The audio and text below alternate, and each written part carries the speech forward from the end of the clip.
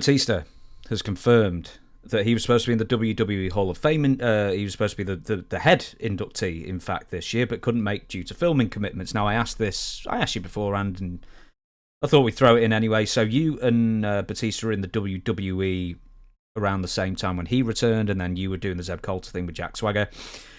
He was at the Royal Rumble when he got booed mercilessly. Specifically, do you remember that incident first? Well, I was probably there, and I noticed that, and I don't know Batista well. Actually, I've just met him a couple of times, even though I was in the same company. You know, he was a top guy, and I was with me and Swagger. We were like in the middle. So that intersectionality, we didn't cross with him that much. But I could tell something was wrong with him because he acted pissed off about every time I saw him, even though I met him once. And I met him, he could have been a meet and greet for me. I'm backstage getting ready, and he's getting backstage getting ready, but still, he's over there and I'm over here. But he acted pissed off about something, worried about something. And I never was on the companion scale to where I could go up and say, hey, what's the matter?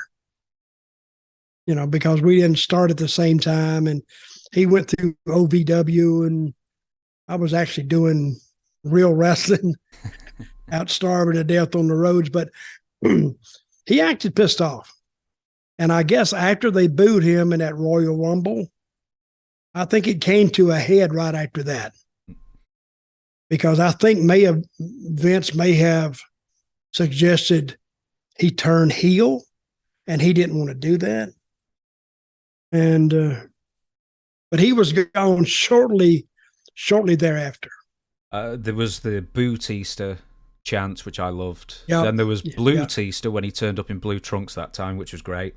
And then, but he really got legitimately butthurt over the reactions. He couldn't sort of understand why everyone wasn't cheering him. But I mean, from an outsider looking in, it's clearly the Triple H buddy system, and it's, you know, you're inserting somebody.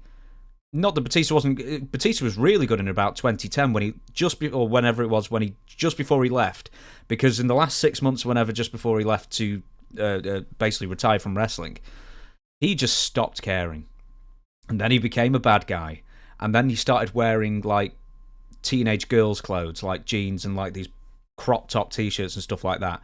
And he just came across as like such a tool, but in a great wrestling way, and it was the best stuff he ever did. And then he wants to come back as a good guy, but times have changed, I suppose, in the 4 years intervening. And in June that year, he actually quit for creative differences.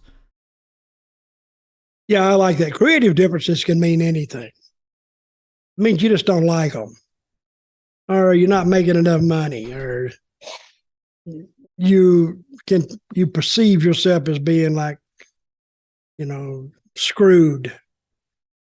And this is what's one of the things that wrestlers have, and it's I call it white line fever. When we used to drive between towns, you had all this time to think. And when I used to drive, I would never play the radio. I'd just drive. Unless I was listening to talk radio. But when wrestlers get all that time to think, they can think themselves into a bad place. They can think themselves into a bad condition. And you can actually convince yourself, yeah, you are getting screwed, even if you just start thinking about it.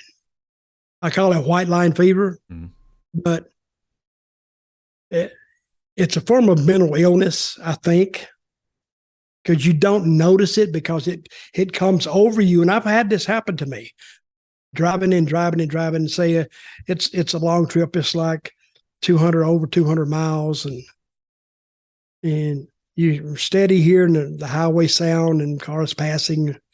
You're there, but you're not there. Have you done this? You ever done this when you're driving a long way? I always listen to music. Do you know, I always listen to podcasts that I'm familiar with, or I listen to music loudly and sing along to it, so it actually stops me from overthinking in that sense. Well, I may have should have been listening to the radio, but I didn't sometimes, or most of the time. And then you can think yourself into a bad way. You really can. Mm-hmm.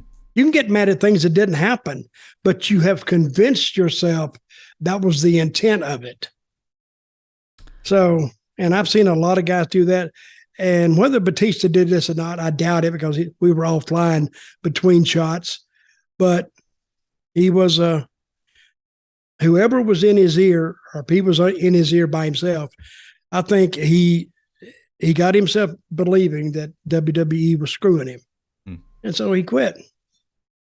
Creative, right? When I just said creative differences before, you won't know the band. Anyway, there's a famous band in this country called the Beautiful South, and when they finally broke up in 2007, they cited creative similarities, which I thought was a great line. Mm-hmm.